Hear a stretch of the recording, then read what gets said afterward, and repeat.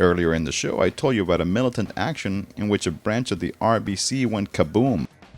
Predictably, anytime brave peeps try to take shit to the next level, so-called radicals bring out the same old tired arguments. The blowback from this action will make it harder to organize. This action takes the movement back 20 years. These people are irresponsible. Blah, blah, motherfucking blah.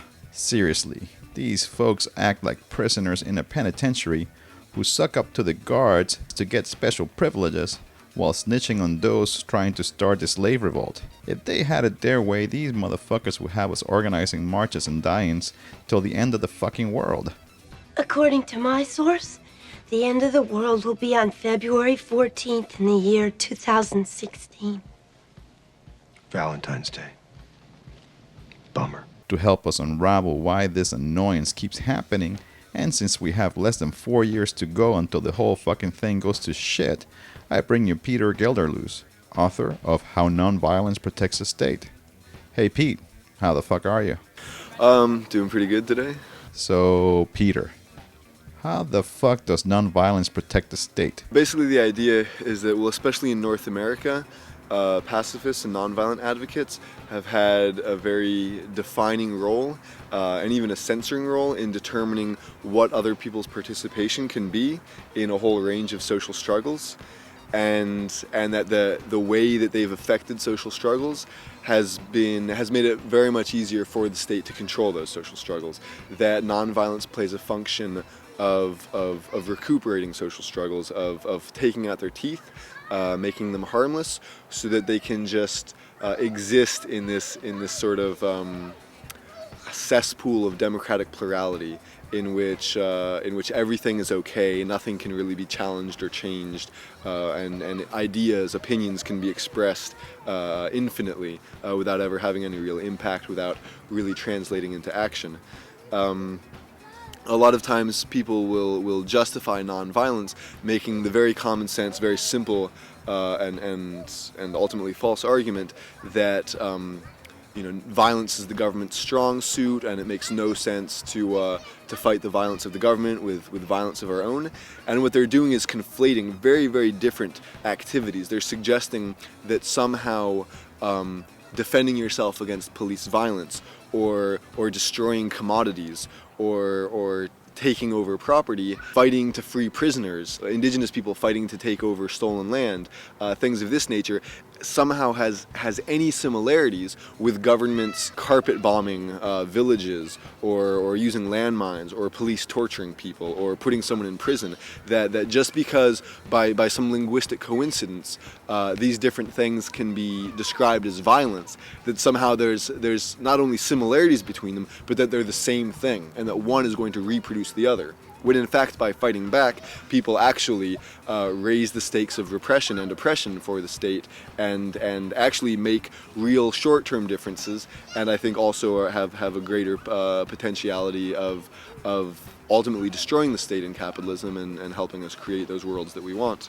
Why is militant resistance celebrated throughout history? Like, for instance, the American Revolution. But when it happens in the present tense, it's discouraged. I think it's because the left, to a large extent subconsciously, has as its primary role to make resistance harmless. States have recognized that resistance will never disappear, that struggles will never disappear, and in the past they tried suppressing struggles the first time that they show their heads, that there's any sign of them, and that proved ineffective. So nowadays the way that states rule is by accepting the inevitability of conflict and resistance, and just trying to manage it permanently. And the best way to manage it is to also have people in the resistance who are managing it for you, and that's really the role that nonviolence plays, and it's really encouraged by the media, by various dominant political discourses, that the state is allowed to use violence, but people who are rebelling, people who are angry, people who are trying to attack the system are aggressively isolated, slandered, bad-mouthed, punished if they ever use violent tactics. From the burned-out shell of an Ottawa bank in a quiet family neighborhood come loud cries of condemnation against the self-proclaimed anarchists who blew it up. If blowing up this bank is advance notice or a way to boost the ranks of a murky anti-globalization movement, it may have backfired. There's been a wave of criticism coming from even other special interest groups. On the same website, other activists call the firebombers everything from idiots to domestic terrorists who've crossed the line. Too radical. The mass of protesters in Canada don't support violent activity to start with, but there will be a minority that sees this as an inspirational message in order to carry out further violent acts. And so in this way, the state and the media train, especially more professionally minded activists within the resistance, to enforce this code of nonviolence so that they never incur that loss in popularity or that bad press. And this creates a self-policing function that, and people who are sort of politicians of the movement are more susceptible to it because they're thinking often in terms of their own careers. Give me some examples of how militant actions have helped the motherfucking resistance. The revolutionary anti-racist action in the Netherlands. So we're talking about a very bourgeois and democratic society, a wealthy society, and also this was a group that was active in the 80s, so relatively recently, the 80s and the beginning of the 90s.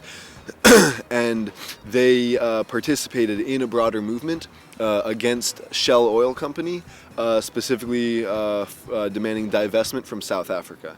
So this is part of larger anti-capitalist struggles and anti-racist struggles that had along their path certain goals that they wanted to achieve. Certain things that they were fighting for more immediately, and so this group, Revolutionary Anti-Racist Action, actually carried out a number of bombings and sabotage campaigns against Shell, and were successful in winning that divestment, in forcing Shell to pull out of South Africa by causing them such immense amounts of damage, also in the context of many other tactics, including informational campaigns and boycotts and protests and all these other things working together had a very strong effect. Anytime someone brings up the idea of doing some gangsta shit, these punk asses bring up Gandhi. What the fuck? Advocates of nonviolence, they frequently say that nonviolence works, and the principal examples that they use of that are Gandhi in India and Martin Luther King in the U.S. The problem with that is that this represents this constitutes a really great historical whitewashing, that in fact the resistance in India was incredibly diverse, and Gandhi was a very important figure within that resistance, but the resistance was by no means pacifist in its entirety, that there were a number of armed guerrilla groups, a number of militant struggles, very important riots and other strong clashes which were a part of the struggle for Indian independence. So on the one hand, Gandhi basically got negotiating power from the fact that there were other elements in the struggle which were even more threatening to British dominance. So the British specifically chose to dialogue with Gandhi because he was perhaps for them the least threatening of the important elements of resistance. And if those other elements had not existed, they simply could have ignored Gandhi. Thanks, Peter.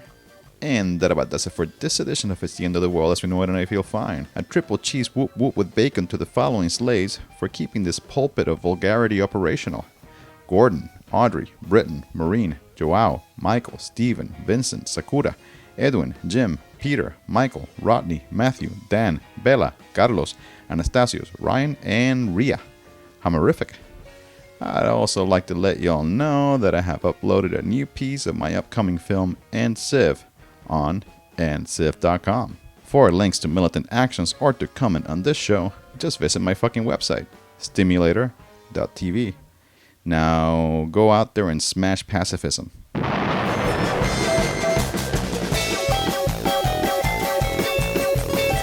Remember, kids, you can podcast high-quality video of this show at submedia.tv.